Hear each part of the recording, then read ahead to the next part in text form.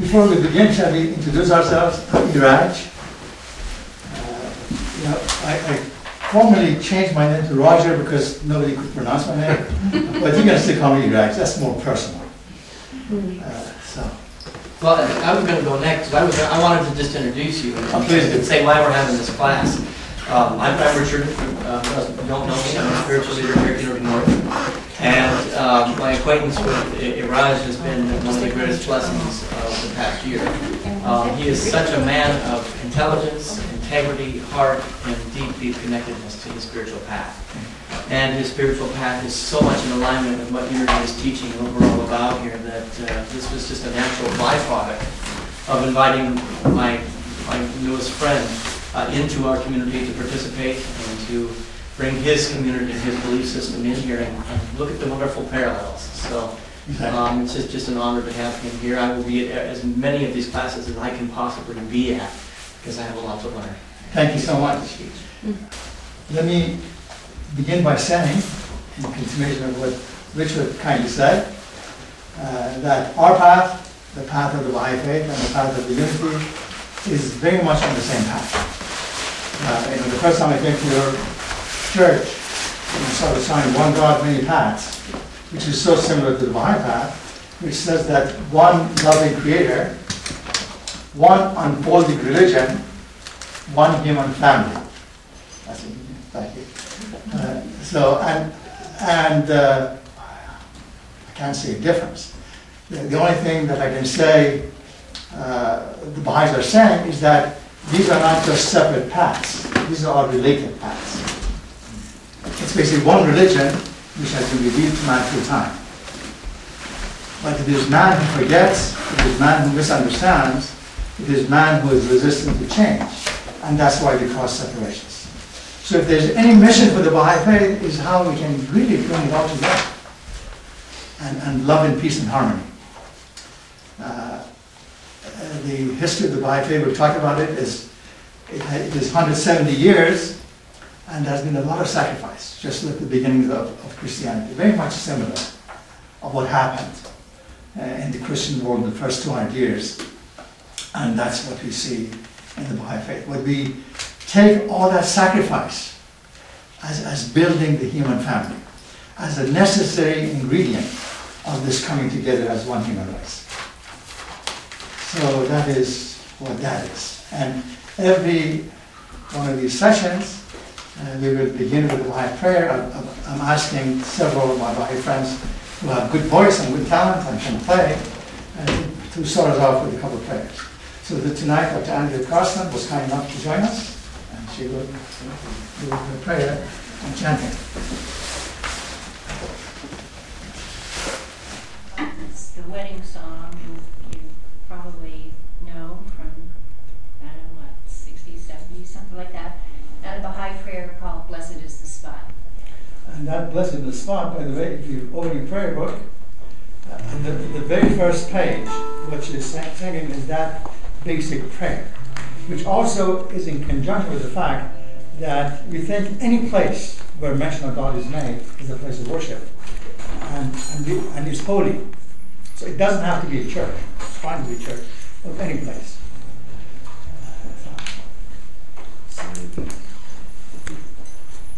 There's a chair up here.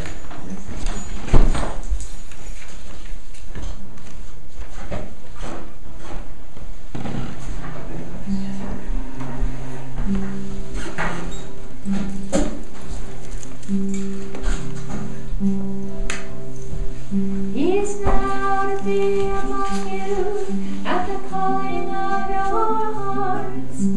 Rest assured this troubadour is acting on his part. For the union of your spirits here has caused him to remain. For whenever two or more of you are gathered in his name, there is a love. There is a love. Blessed is the spot and the house, and the place and the city, and and the heart and the mountain, and the refuge and the cave, and the valley and the land, and the sea and the island, and the meadow where mention of God has been made, and His praise.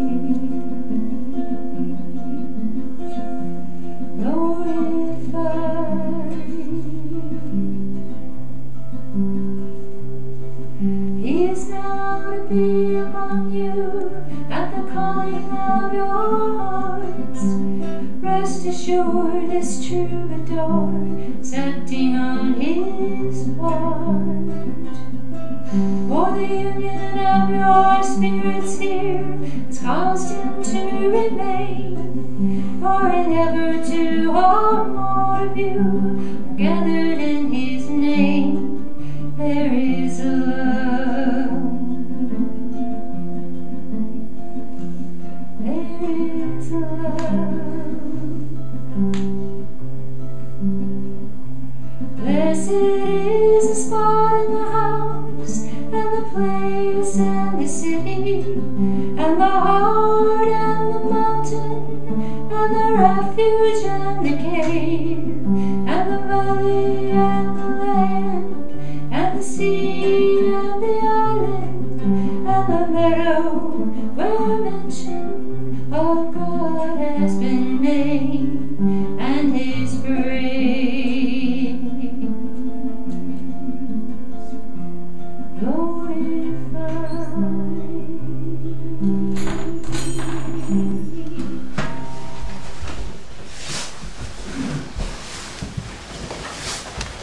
I'd like to begin by saying that when I first came to your church and visited with you, community friends, I thought, I love Rumi. Is everyone familiar with Rumi, the 13th century Persian poet who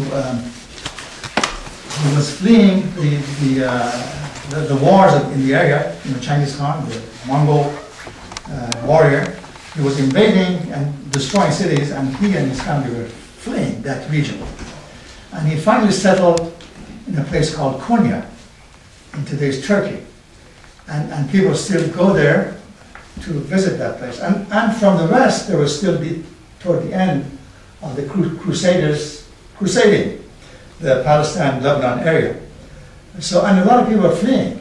We're talking about Jews and Christians and Zoroastrians and Muslims, just like today what's happening in Syria. They were fleeing for a place of refuge. And they finally came to that place called Konya. Thousands upon thousands of people. And Rumi was, at that time, he was a scholar. And at that time when they studied everything. Like 12th, 13th century, they studied whatever the knowledge of the time was, philosophy and literature and poetry and so on and so forth, and religion. And he was kind of a teacher, professor back there in Konya. And he had never written a poet. Now he has become a well-known world poet. Until one day, a fellow came, that some of the Eastern people know the names, the name Shams Tabrizi. And he was like a professor. He was, he knew his stuff, and he taught, and he had lots of students, and he was kind of proud of himself. It's easy to become proud, which is not good. So I know this stuff. I did this and that. So this fellow was just like a beggar, Shams Tabrizi, and he was sitting in the corner, and he was new. So at the end of the session, he turned to Rumi, turned to Shams. I said, "What did you think of my session, my class?" And he thought, and he says, "Not really much." And he says, "Why not? What was wrong with it?" And he just told him that you were too much full of yourself. You thought that you really know this stuff. You need some humility. And particularly when it comes to the question of religion and philosophy and all of that, there is so little that we know. And that humility is what I think you need. And this is what that man told him. He was just like a beggar. But it really impressed him and changed him. He was 37 years old, he had never composed a poem. And he composed his first poem after me visiting him. And he was totally infatuated by Shams al-Tabrizi. So I just wanted to start off with one of his poems, which really describes you and describes your congregation. And his congregation, by the way, at that time, became like 10,000 people. Zoroastrians. Do you know about Zoroastrians? It was the old Persian religion back 2,000 years ago, until 1,400 years ago, actually. So there were Zoroastrians, they called them Gab, and Muslims and Christians and Jews mainly. And he, after associating with all these people from all these different religions, all these backgrounds, he himself came to a point of unity, harmony. He was healed himself in the process. And that's the way unity people are healed from that division of animosity of Jew and Christian, Muslim. You guys are healed. And Baha'is build on that concept, basically. So he said in that poem, I just want to share you a few lines of it before I get to this. And he says, "What is to be done, O people? For I do not recognize myself. I'm neither Christian, nor Jew, or Gab, or Muslim. I'm not from the East or from the West. I'm not from this country or that country." And then he goes on and on and toward the end of it, he says, "My place is the placeless. My trace is the traceless. It's neither body or soul, for I belong to the soul of the beloved. I have put duality aside." And we're all hurt by this duality. We're all one. "I have put duality aside. I have seen that the two worlds are one. One I seek, one I know, one I see, one I call." So this was among his very many poems. This is one. I hope you get one of his books and read it. I came here, I had the opportunity and gave a presentation on Rumi. I don't know if any one of the friends here was there. The Wednesday night. On Wednesday night, and yeah, at Peace Chapel. I love Rumi. So he was at the point where he was seeing basically the turmoil in Islam had started at that point. Baha'is believe, and that brings us to this course, that in general, that religion is one, that God is one, and that all manifestations of God are one. However, the first 1,000 years, their word is more effective. I brought me water. Not because, God forbid, there was anything wrong with Jesus or Moses or Muhammad or anything else. But it is man who forgets. It is man who causes confusion. It is man who disintegrates. It is man who causes division, right? And from all I know, it was until 1,000 years, we had one Christian faith, one Christian group, basically. And it was around the year 1000 when the first major split occurred, right? The Orthodox and the Catholics. And then within a few centuries, it was really the downward slope of the Inquisition and all those bad stuff, Dark Ages, that happened in Europe. And by the time 15th century, a major revolution in Christianity was needed. That became to the 16th century of the Protestant Revolution. Of that, we have to change. So that was the change within. But that change within, the major problem with it is what?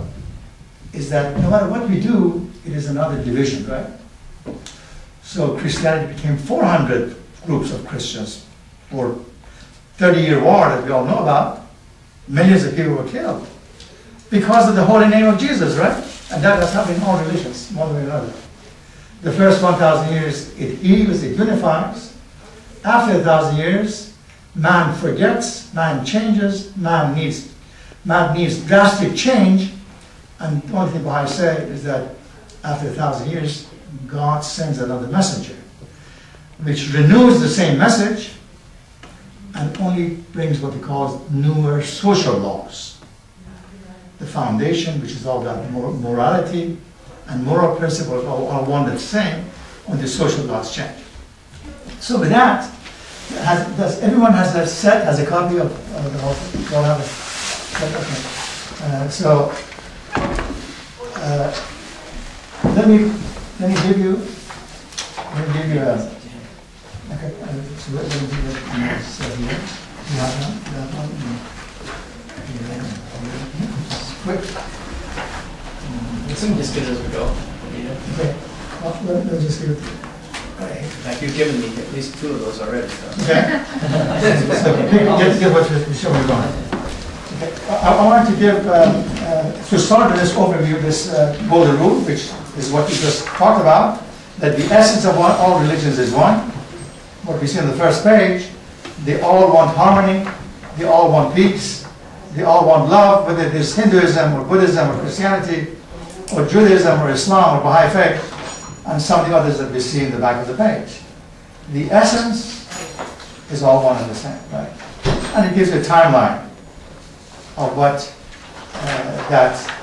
those, from 2000 BC Abraham and 1500 BC Hinduism, 1300 BC Judaism and Moses, 1000 BC Zoroastrianism, 800 BC Krishna and continuation of Hinduism, 563 BC Buddha and Buddhism. Of course, then we come to the new age of Jesus Christ and Christianity, and 621 Muhammad and Islam, and 1863 is the beginning of the Baha'i Faith and Baha'u'llah, the founder of the Baha'i Faith, and that's given some books and names of the holy books that we will talk about with regard to the Baha'i Faith as well. But I wanted to give you, for this first session, a handout, which is basically, you could pass it on this way, pass it on this way.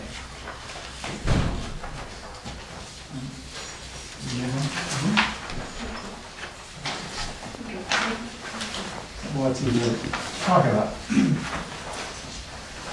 Okay, now the book that we will be using, the book is basically this book, which has 6 chapters. I wish we had 6 sessions, but we ended up with 5. So we will have 5 sessions. The first session, which is today, you started by saying that the foundation of all religions is one, which is basically you're in harmony with unity people, and we also believe basically the same thing. The foundation of all religions is one. All of them have come to bring forward peace and unity. The basic moral teachings are one and the same. The social teachings change due to exigencies of our time. That is A, what we just talked about. Now, we have one session, which is session 4, I believe, which will talk about the history of the Baha'i Faith, but I'll give you a brief overview of the Baha'i history. Now, and I'm going to use the blackboard for a minute, or it's the whiteboard, for a minute in conjunction with that, with regard to history. And then with that, if you could get to your second booklet, which says the Baha'i Faith, and that gives us the overview. Please, I ask all the friends to read this overview as we glance through it now, and you read it on your own. Basically, it gives us the fact that at this time, after 170 years, Baha'i Faith has spread all across the globe. The number are not that many. There are a few million, there are 5 or 6 million, but it is spread all across the globe, mainly because of the sacrifice of a number of Baha'is who gave it all, went all over the globe, trying to promote this idea, which is so much in line with the unity idea, but promoted by this prisoner, who was Baha'u'llah, about whom we will speak. It gives you a little history outline in the second and third page of this, that, as I said, we have one session going through history. Then if you look at the next page, which says Baha'i Administrative Order, It tells you about some of the things that Baha'is are doing all across the globe in terms of social work, education, in different parts of the globe. And if you look at the next page, I'm going to spend a few minutes on this. On that page, which gives you the picture of the temples. What the vision of Baha'u'llah is, Baha'u'llah, the founder of Baha'i Faith, is that eventually in every city of the globe we should have one of these temples.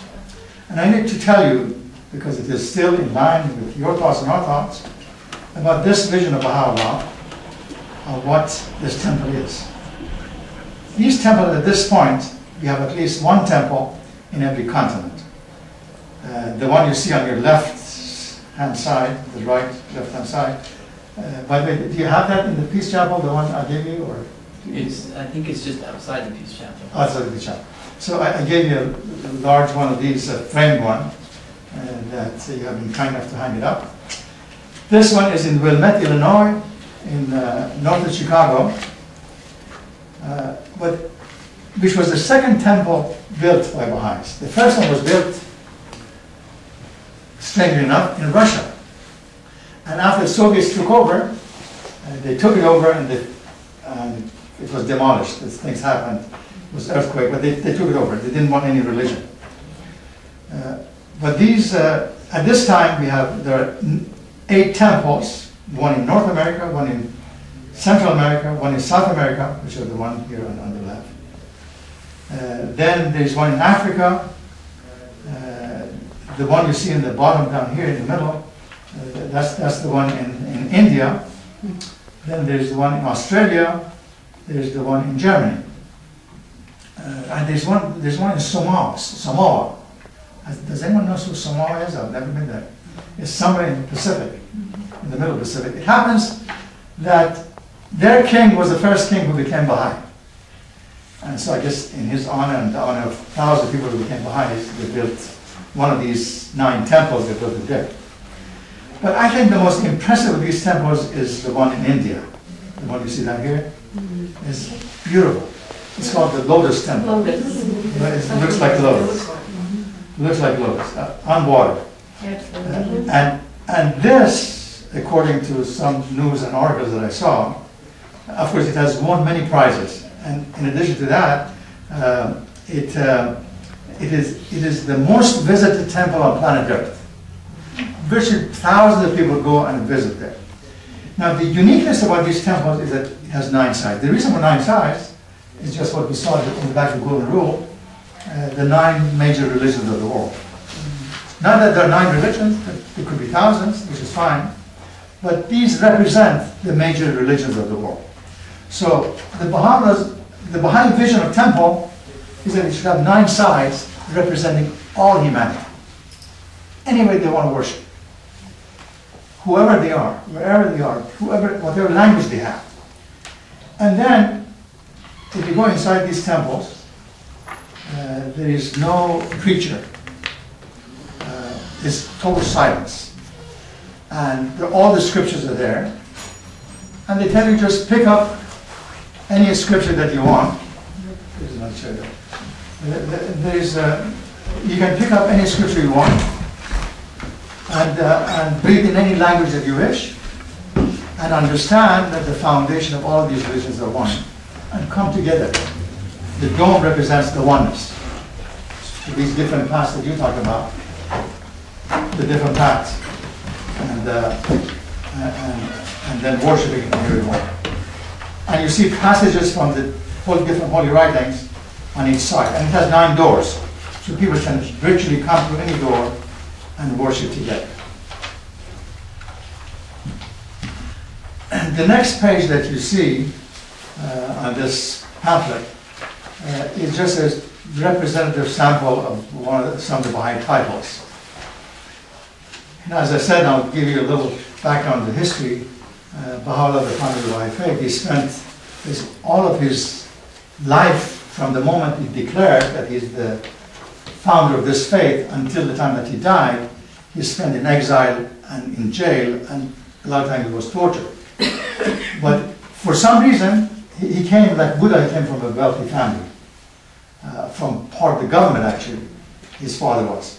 His father was a minister of the king. So for some reason they kept him alive. And so all this time he was writing and smuggling it out of the prison. So it ended up that within 40 years that he was in prison, he composed approximately 100 volumes of work.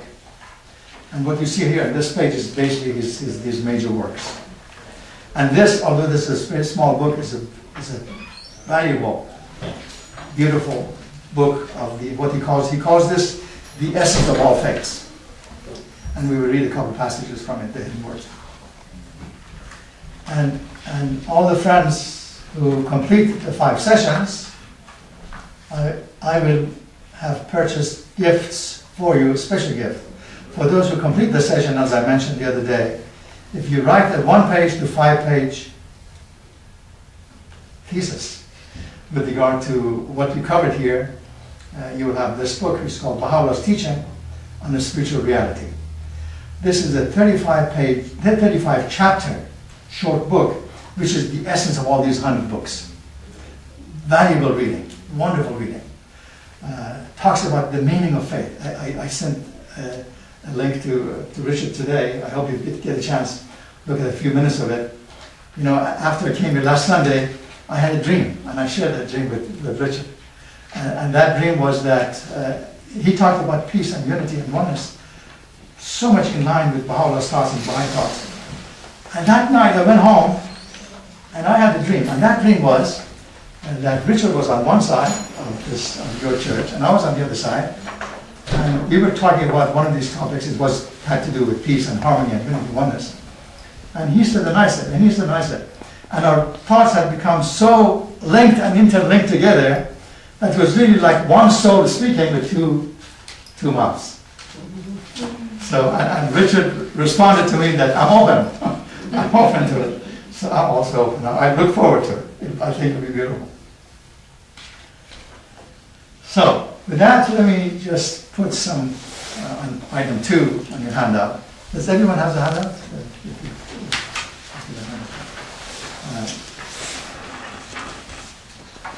I would like to tell you what this is called the history outline of the Baha'i Faith.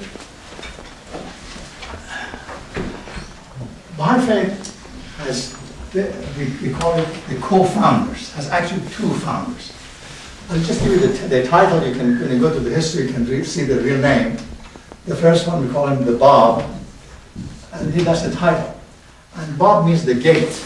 In every religion, they're really a manifestation and someone who comes before them. We call the one who comes before them, who was it in Christianity? John the Baptist, right? You have John the Baptist and Jesus Christ. That has happened in all religions. One who comes and says that the manifestation will come, and one who says, I was the one that John the Baptist was waiting for. So he was just like John the Baptist. And then we have Baha'u'llah, who is the founder of the Baha'i Faith.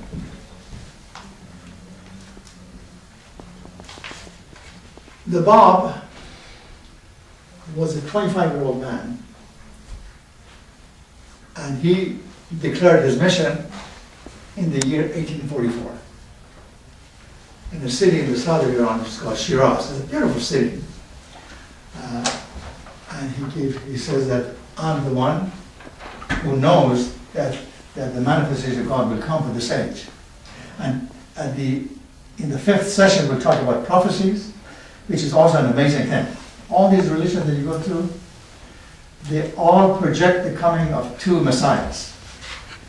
And the vision of these messiahs to ultimately bring humankind together as one race, one religion, one race, one creator, that all of these manifestations have one purpose, and we'll get there. So that is the vision. So 1844. Now, Baha'u'llah, the first year that he declared, became his follower. He was one of his followers.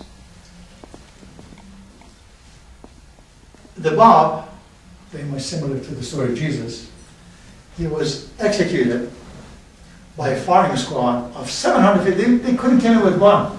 750 soldiers. They lined them up in order to give a lesson to everyone there. 750 bullets to kill him. So it was just took 6 years in 1850. It was just shortly thereafter he was put in jail, he was tortured, doesn't matter, and finally they killed him in 1850. Within that period of 6 years, over 20,000 or more people became what they called them Baha'is, which means they're the ones who were waiting for the Messiah to come. And so 20,000 of them at least were the ones who were executed, just in the most brutal manner. I just don't even want to say how they killed them, but over 20,000 people of these followers were what's called martyrs. These are the first martyrs of the Baha'i Faith, which continues even until today, but that was the most horrific time. Baha'u'llah was one of the followers, and after the execution of the Bab, he was put together with hundreds of other Baha'is. They put him in the most notorious jail, which is called in English Black Pit. They put him in Black Pit, and I need to explain that one, in such a way that Baha'u'llah and all of these, I guess there were 150 of them, in that jail in the summer of 1852. People are creative. They put his feet in, what do you call it, the tree trunk? Stockade? Stockade, yeah. Whatever that, yeah, something like, it was basically tree trunks that they put his feet in, and they put 200, 300 pound chain on his back, and his hands like this. So imagine a person 4 months in this way, to just tell him that recant and give up, and he was now a prince, just let alone all the others. So if he was a prince, they treated him like this. Other ones, they just killed him right away. So, but of course he didn't give up, and you will see in the writings of Baha'u'llah, there is one tablet which he has revealed in that jail. In that jail, we Baha'is believe that the revelation came to him, that he was that Messiah, that the world of humanity all across the globe is waiting for. It was under that torture, and he was 4 months in that situation. And he didn't give up. Everyone that they had imprisoned with him, they executed all of them in the most horrific manner. But he was allowed to leave the prison on the condition that he would leave the country. Still as a prisoner, but the prisoner that they would take him out of the country. And so they took him out of the country. And I just want to give you the overview, not the whole thing right now. So this what happened, and then we call this 1852 when he got the revelation from God. We call it the secret declaration of Baha'u'llah, secret, which means it was just between him and God. The situation like this, ISIS these days, and IRI, the other ones, was so bad that it would kill you. So we call it the secret declaration of Baha'u'llah, that he didn't tell anybody until they allowed him and his family and his entourage to leave the country. And they came to, that year they came to Iraq and the capital city of Baghdad. And he was there with his family and all these, and he was writing. And this book that we're talking about was revealed in 1857. 1857. You want to make a note of that. 1857 was the year that he wrote the Hidden Words. 1858, there's another most beautiful book which is that we went over. This called The Seven Valleys, which in that book it describes the journey of man. How we begin to search, and the end of the search is becoming nothing in the presence of God. It's called the Seven Valleys. The Seven Valleys of search and love, and goes on until finally, when you become nothing, you become the hollow reed. You become the absolute hollow reed. You can begin to understand the vision of God and what God is. and what the meaning of unity and harmony and love and oneness of mankind is. Then you see in everyone the image of God, right? You see everyone the image of God. And all of these egos is gone, and we become totally detached. So that is that book, The Seven Values. Now, hopefully after these, after we go through this introduction, then we can have class after class. So we go through each one of them. I'm so ambitious, you know. And then in Andy's house, we just went through the words and went through the seven values. And the next one that we're going to do, and everyone over here is very welcome. It's on Tuesdays, right? Tuesday at 6:30 at their house. And the next book that we'll start is another very important work of Baha'u'llah called the Book of Certitude. The Book of Certitude. This is one of the most important works of Baha'u'llah. In this, it was revealed in 48 hours.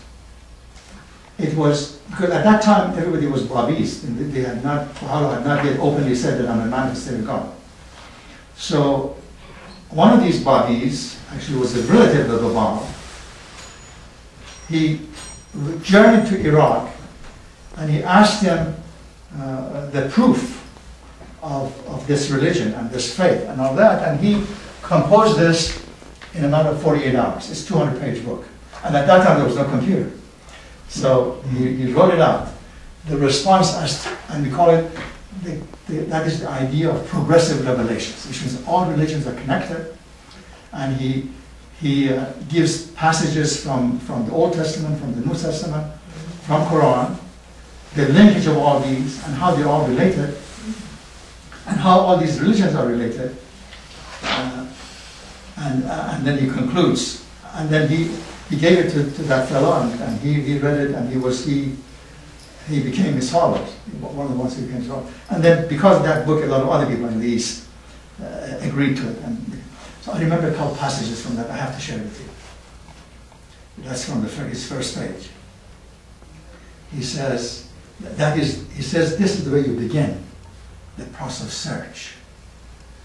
He says, no man. I'm sorry to talk too much. Let's have silence for 15 seconds so I can listen to this passage.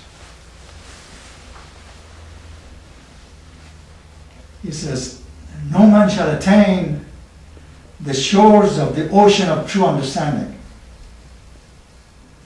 except he be detached from all that is in heaven and on earth. Sanctify your souls, O ye people of the earth, that haply ye may attain the station that God hath destined for you. So he says, first and foremost, we have to become detached. We have to become pure. We have to become cleansed, purified, before we begin the real process of search. Free from ego, right? Free from all these selfish desires. That is the beginning of search. He says, he's telling that guy, are you ready? Are you ready to search? Are you ready to understand? And I'm ready. I'm here to help you. So that's another beautiful read. Anyway, so Baha'u'llah then went on composing these books of Revelation until the year 1863, which you see also, and you probably saw it in the booklet. This is the year that he openly declared that he is the prophet of God for this age. The year 1863, in the city of Baghdad, while still he was confined to his home. He was not in a prison at that time. Then he brought his family and all these people, about 100 people, and told them that the manifestation of God, the prophet that the world has been waiting for all these centuries, and isn't it interesting? All these religions give it a name. What are Jews waiting for? The coming of the Lord of hosts. Christians, the return of Jesus in the glory of the Father. Interesting, Muslims also waiting for the return of Jesus in the glory of the Father. Zoroastrians give it another name, the coming of Shah Bahram. Buddhists give it the coming of fifth Buddha. Hindus give it another name, the reincarnation of Krishna. Baha'u'llah, this little prisoner, tortured. Nobody cares about him. He says, I'm all that. How old was he when he did this? How old? In 1860? He was born in 1817. So how old would he be? 1817, 46. So he was 46 old. When he said, I'm the man of the circle. And of course, it takes time. When was it when Christianity was so badly persecuted for 300 some years, right? When Constantine finally said, I believe you, then there were thousands upon thousands of people saying that, yeah, Jesus was really Jesus. So it takes time. It takes 3 to 4 years. That's what at least what Baha'is believe, based on the sacrifice given by the founders and the amazing literature that he has provided and the influence that he has been able to exert all across the globe in transforming the hearts and minds of men in the middle of Russia. It's because I'm so interested in this. I have on my Facebook, I get these people saying, in the middle of Russia, Kazakhstan, Australia, South Africa, China. You see, all of a sudden he has found Baha'u'llah, and from his vantage point of Hindu or Muslim or Zoroastrian or Christian or Jewish, he has found that he was probably the one we have all been waiting for. Now, in this lecture that I had on this last Sunday, I spoke at another Unity Church, which is the Unity Center that Baha'is have in South Atlanta. One that you should all go to that. It's a beautiful place. And so I talked about the meaning of faith based on Baha'u'llah's writings. The meaning of faith. And by the way, when I get to your emails, if you allow me, I'd like to share you one link a week, if you have time, to look at it so that we can relate it to what we talked about, and so to enhance our whole discussion. And also I need to tell you that after today, every session will have 20 minutes of lecture, so you won't get too much bored, and 20 minutes of reading from the Baha'i Holy Writings, and 20 minutes of discussion. So that'll be the format. It's 1 hour, but then 15 minutes leeway so that you can go over what happens. So anyway, so after Baha'u'llah passed away, which was in 1892, and he was still a prisoner, 1892 when he passed away, still a prisoner of, at that time, the Persian and Ottoman Empire. You know, the Ottomans who were defeated in World War I, right? Yeah, in World War. So he was still the joint. I mean, this guy was just one guy just writing, and they were so afraid of him that they had to put him in an amazing jail. You've got to go. That jail is still in Haifa, in Akka, Israel. Has anyone been to Akka? You guys have been to Akka. Have you been to Akka yet? So if you go to Akka, which is next to Haifa, in Israel, they have kept that jail. Just a horrific kind of a jail that they kept him because he was writing these things. Yeah, just a question here, right? In 1890 he passed away. He was released from prison Yeah. with his family to go to Iraq. Yes. But he ended up back in prison while he was there? This was, he was under custody basically. House arrest. Like in his house. He could not move from his house wherever he went. But then the Persian Empire gave his custody to the Ottoman Empire. Because all that region was Ottoman. But then they took him back to that horrific kind of a jail in Akka. At that time, Palestine, today is Israel.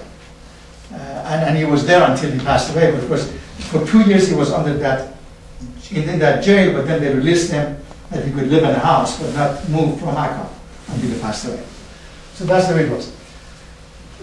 So when he passed away, the names that you become familiar with, one is the Bab, the founder, one is Baha'u'llah, the founder of Baha'i Faith, we call them the twin manifestations. We consider both of them as prophets. And we call them the twin manifestations of God. And I meant to also tell you just a little bit about Baha'i ring, which is what I have here. And this Baha'i ring is basically this, which is the Baha'i concept and your concept.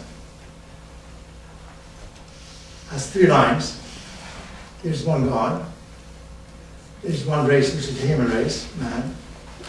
And God and man, there are many people who say, I believe in God, but don't believe in anything else. Don't believe in Jesus, don't believe in any prophet, I just believe in God. Baha'u'llah says it's impossible. It's only through the Word of God, like the Bible and all the others, that we can understand, we can have a vision of what God is. And God, in His essence, is unknowable. It's only through these manifestations. We call them the prophets or manifestations of God. Manifestations of God. And then he says, this is the Baha'i ring. So he says that God and man can be linked together only through these manifestations. And then you see 2 stars at the 2 sides of this thing. Let me take it out. Give it back to me again. I was 15. That's why it's 15. I was 15 when my dad gave this to me. And so it is basically this concept. There's one God. There's one race, which is the human race. We are connected through manifestation of God. And at every age, that is the symbol of the body of man. That there are 2 manifestations. One who comes and says that another guy would come, and then they renew the same religion, plus the fact that they give newer social teachings for the age. So can you repeat, because this is a clear distinctive difference between unity and Baha'i. When you said that man can only know God through the manifestations. Through manifestation. Yeah, so that's a little bit different than unity. And the manifestations in unity are the tool, but man can know God without the intermediary. Without the intermediary. Yeah. I mean, we will explore it further, but it could be semantics because because you always talk about Jesus, don't you? Depends on who you ask. Yeah. Some say I don't talk about him enough. Right. Some people don't want us to ever mention him. I understand that too. Yeah. Some people why don't you say more? And I hope it's okay to draw the comparisons. Yeah, we should. We learn from each other. Right. Because I've been coming now for almost a year, and I was going to the other, not the other church.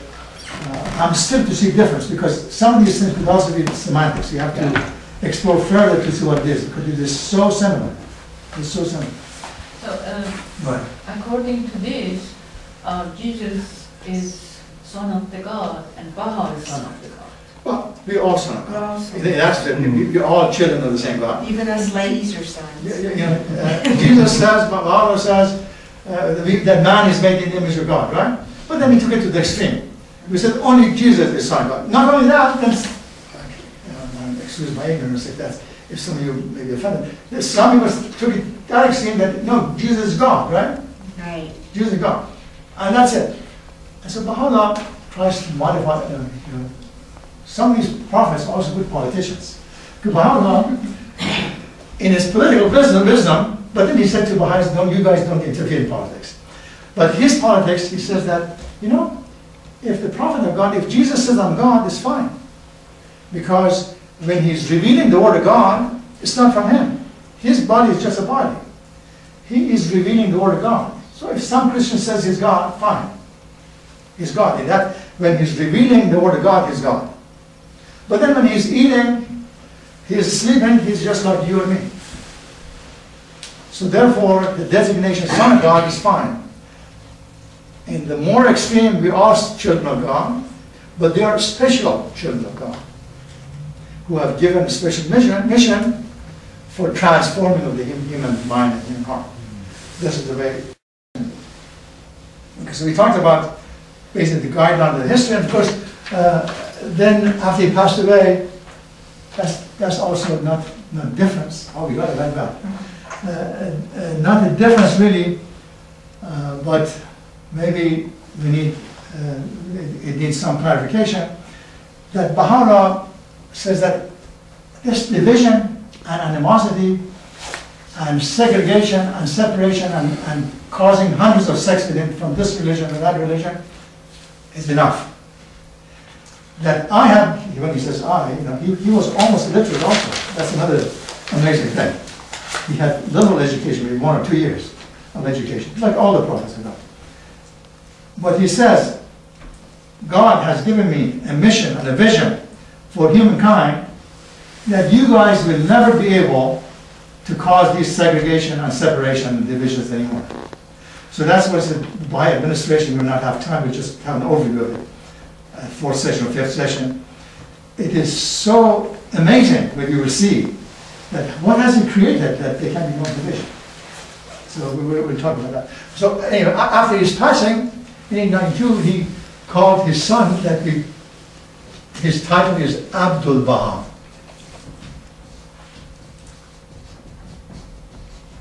He called him the center of the covenant. And he said, he is the sole authorized interpreter of my writings. Now, he had written 100 books, right? Another distinction in conjunction with that is that when he was in jail and writing these things, and there were like 150 followers and his family and other prisoners, perhaps for the first time in the history of religion, as he was writing, he was telling his followers, if you have any questions whatsoever for what I write that is not clear, let me know, and I'll clarify. So he would write a book, could be 100 pages, 150 pages. Then he would write another 150 pages responding specifically to everyone's question. So that nobody comes 100 years later and said, no, that's not what he meant, that's what he meant. So that's one way of not causing division. Also, for the first time in religious history, he was the first prophet who had a written will. All of these things, by the way, there's an archive building on Mount Carmel. This is a short vision of Mount Carmel. This is the shrine of the Bab, the one who was executed in 1850 on Mount Carmel if you go to Haifa. And so there are different buildings. One building is called the Archives Building. All the original writings of Baha'u'llah, all of them written by himself, signed by him, sealed by him, so that nobody else can misinterpret it, are there. But still he says, even though I've told you all these things for these years, for 40 years, if there's anything that you don't understand, ask my son. He's been with me in prison for 50 years. So ask him. And so Abdul Baha actually, the title means I'm the servant of Baha'u'llah. He called himself the servant of Baha'u'llah. And he, we're coming now to the unity time, which is 1890, around 1890. For the first time in the history of Christianity, the Baha'i Faith was mentioned in the World Congress of Faiths of different denominations in Chicago in 1893, around the time that unity was founded also. And in that congregation, when all the denominations were together, one of the missions was, can we unify the Christian church? Can we unify Christianity? And the conclusion of that conference was that until Jesus comes back himself, it's impossible. So Baha'u'llah says, I'm the guy, I'm that guy. I have brought tools and means that not only that is possible, that is inevitable. That division between you guys will not happen. So he lived until 1921, Abdul Baha. And we'll leave it at that point, I will continue. And within that period of time, he also wrote and wrote and wrote. And he was basically a prisoner of the Ottoman Empire until the year 1908. That was the beginning of disintegration of Ottoman Empire. And as Ottoman Empire was disintegrating, all the political and religious philosophers, religious prisoners were freed, including Abdullah. And at that time, there were a few hundred Baha'is now in the US.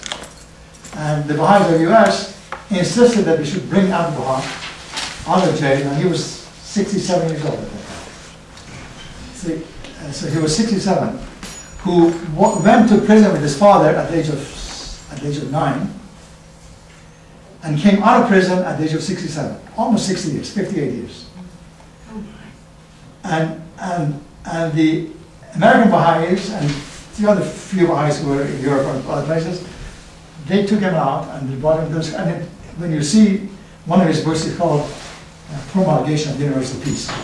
He gave about 300 talks all across the US and all across Europe. We went through that book in the Baha'i Center.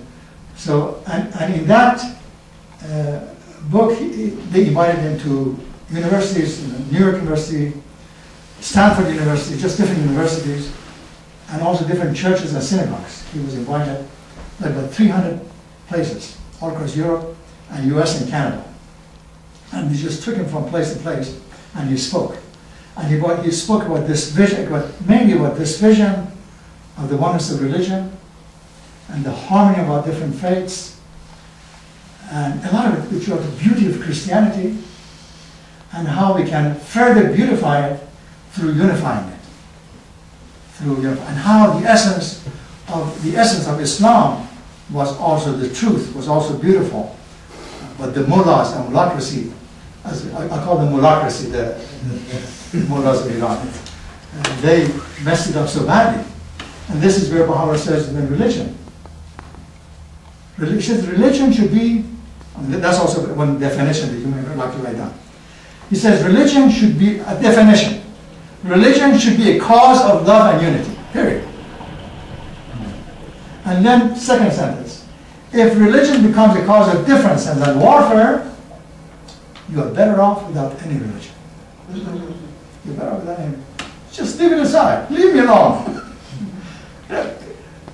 All these guys have come and sacrificed themselves and their lives, everything else, to unify us. And it causes a cause of division and hatred. You're better off without it. I have many atheist friends that would agree with that last statement. Yeah. Yeah. And I was saying you this link, you know, I'm in sync with all of those guys, all of you guys, and all those guys as well. I wrote the poem. I have to share with you this poem that will end. Time is almost up. We have talked about most of these things. Just the covenant, I'll tell you one thing about that too. But in this poem that I wrote, and I'll share with you, this friend of mine put it on YouTube with beautiful images. I say that this was actually, atheists invited me just a few months ago, and I gave a talk. I basically shared with them that poem, and it melted their hearts. They didn't see me as somebody from religion telling them that you guys are wrong. And we have to find that language. All of us, from any past that we are, that's basically the language of Baha'u'llah, how we can all sync together in perfect harmony. So I said in that poem, I put myself in their place. I said, you believe in God. I believe in the mystery of our existence. You believe in heaven, religious people. I believe in magnificence of the stars. You believe in Noah. I believe in purifying power of water. You believe in Moses, what do you think? I believe in majesty of the mountains. You believe in Jesus, I believe in gentility of the human heart. You believe in Muhammad, I believe in the need for justice. You believe in Baha'u'llah, I believe in the oneness and wholeness of the human race. So I basically shared that with this group of atheists. And I said, you know, that makes sense when I shared that, because we're all in search. That's also another, when we go to section 3, which is talking about the principle of Baha'i Faith, see item B, it says independent search for truth. That search is that if we're really sincere, if we get together like a conference like this, in all churches, all synagogues, we come to the same essential conclusion. We're children of the same God. There are many things we don't know. The little that we know, if you're sincere in heart, we will link together. We're born together. So the last thing I'll share with you, and I apologize for having done the whole session today because it was overview, is the question of covenant. Baha'u'llah says there are two covenants. Actually, there's one book on the covenant. He says one is the lesser covenant and one is the greater covenant. I'll tell you the greater covenant of God. He said the greater covenant of God, in spite of what the followers of religion say, that my religion is the last one and nothing is going to happen until the end of time, that God will never leave his children alone. Approximately every 1,000 years, religion is renewed by someone who is more pure than the rest of us. And that pure person, like Moses or Jesus, are the manifestation of God. So he says that he calls it the greater covenant of God. He will never leave us alone. Like Muslims in particular are stuck with this idea that they have found a passage in Quran that says that Muhammad is the last prophet. So therefore anyone who claims anything else, we just kill him. We're not mean people, we just kill it because we have found this in this thing. And so the lesser covenant is the covenant of the manifestation of God, like Baha'u'llah, with his followers. That every religion had that covenant, but because we didn't have print, we didn't have writing, these things, stamps, whatever, the mess that happened in the world happened. So he says that the covenant is after I die, you follow my son. After he dies, then a few other things happen. Now the Baha'is are run by what they call the Universal House of Justice. A democratically elected body of 9 people from across the globe. It doesn't matter from what country. Sometimes 4 of them are from the US, one is from Canada, one is from Iran. All these assemblies from all across the globe, they gather together once every 5 years in Haifa, Israel, about 1,000 people, because from all countries of the world. And they secretly vote for 9 people who would represent Baha'is for the next 5 years. And anytime any group tries to divide, that group keeps the unity. So that's the vision of Baha'u'llah, that ultimately I'll make it democratic. You guys make decision, but I will never let you split into different groups, because then you'll hate each other. Thank you so much for your time.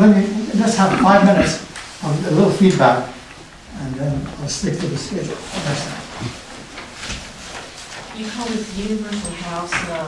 Universal House of Justice. And they also, one of these buildings that you see in Haifa is a beautiful place to visit.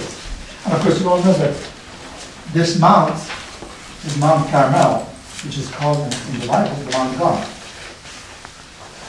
That is where the cave of Elijah is there, and some other things. And it so happens that that there are prisoners near that mountain, and now a good part of the mountain is run by the Baha'is.